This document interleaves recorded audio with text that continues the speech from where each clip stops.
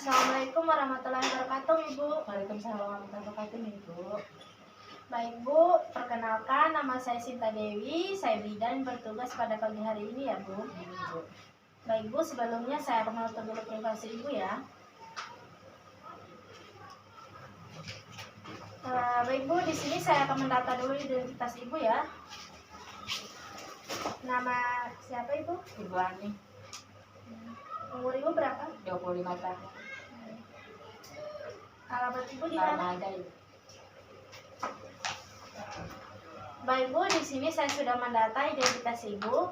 Di sini saya akan menjelaskan masalah kesehatan tentang peran dan tanggung jawab keluarga terhadap mental perempuan ya, Bu. Baik, Bu, di sini sedikit saya akan menjelaskan masalah kesehatan mental ya, Bu. Kesehatan mental atau jiwa, kesehatan mental adalah tingkat kesejahteraan psikologis atau ketiadaan gangguan jiwa. Kesehatan jiwa terdiri dari beberapa jenis, yaitu kondisi yang secara umum dikategorikan dalam kondisi sehat atau gangguan umum atau kecemasan, stres, dan depresif. Menjelaskan kepada Ibu tentang pengaruhnya aspek psikologi terhadap kesehatan mental. Yang pertama itu adalah pengalaman individu. Pengalaman individu itu merupakan segenap pengalaman yang terjadi pada individu, terutama yang terjadi di masa lalunya. Pengalaman yang awal ini adalah merupakan bagian penting atau bahkan sangat menentukan bagi kondisi mental individu kemudian hari.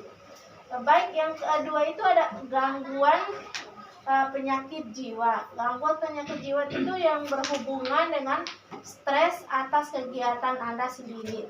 Kondisi ini dianggap tidak normal dalam memperkembangkan manusia berikut.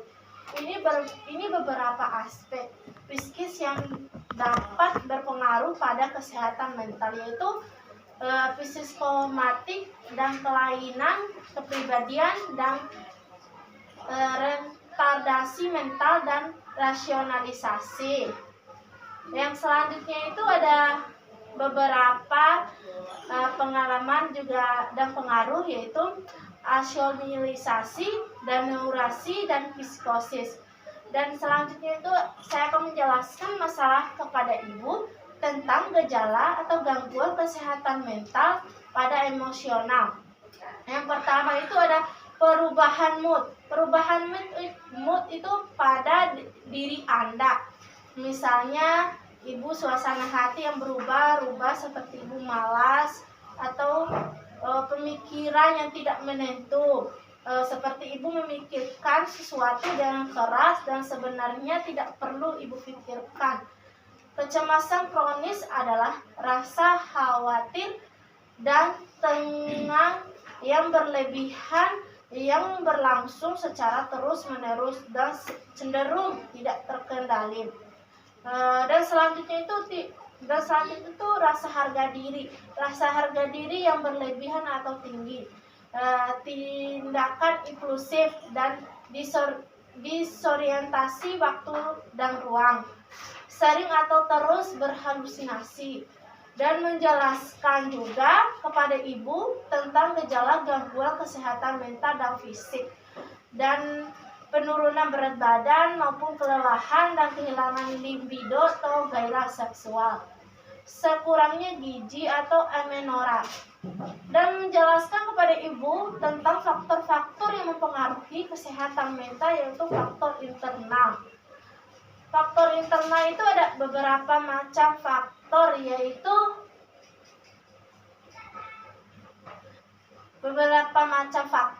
faktor internal adalah berasal dari dalam diri sendiri, misalnya sifat permanen atau pemarah atau harus talenta di bidang kesenian dan sebagainya. Faktor keturunan juga cenderung memegang atau peran terhadap mental seseorang, misalnya intelektualitas atau emosi atau potensi Ibu.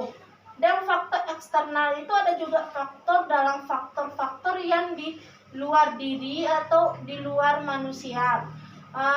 Misalnya dan dapat mempengaruhi mental atau cara berpikir dan cara berperasaan berdasarkan hati nuraninya. Faktor tidak kalah penting dalam mempengaruhi kesehatan mental seseorang diantaranya adalah stratifikasi atau sosial, internal atau sosial lingkungan, baik lingkungan keluarga, sekolah, manusia, masyarakat, dan lain-lain. Menjelaskan kepada ibu tentang keteparan atau tanggung jawab keluarga terhadap kesehatan mental perempuan. Memberikan dukungan, maksud dari memberi dukungan dari keluarga adalah berperan penting dalam memberikan dukungan karena mental seseorang berpengaruh dari keluarga. Menjalin komunikasi yang baik serta menjalin komunikasi dengan keluarga sangat penting ya Bu. Dan karena agar kita tahu apa yang diinginkan oleh keluarga dan apa yang ibu meningkatkan agar tidak ada kesehatan atau kesalahpahaman atau memberikan pendampingan atau perlindungan dan sikap empati dan peduli, menjadi pendengar atau membantu menemukan solusi dalam masalahnya. Keluarga berperan penting dalam menjaga kesehatan mental seseorang.